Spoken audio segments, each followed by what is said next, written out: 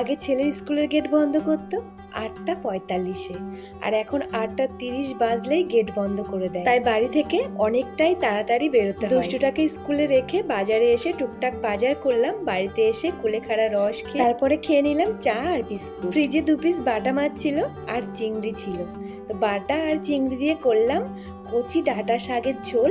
এদিকে প্রেসার কুকারের মধ্যে শুকনো লঙ্কা আর সর্ষে ফোড়ন দিয়ে ডালগুলো ভেজে জল দিয়ে একটা সিটি মেরেছিলাম। তারপরে ঢাকনা খুলে জল দিয়ে আম ডাল করলাম। আর এদিকে দেখো শাকের ঝোল হয়ে গেছে। বাচ্চাগুলো শুধু ডাল খেতে পারে না, তাই ওদের জন্য গোল গোল করে আলু ভাজলাম। বরমশাই 3 দিনের জন্য দূরে প্রোগ্রামে যাচ্ছে, তাই যাওয়ার আগে আমাদের সঙ্গে দেখা করে গেল।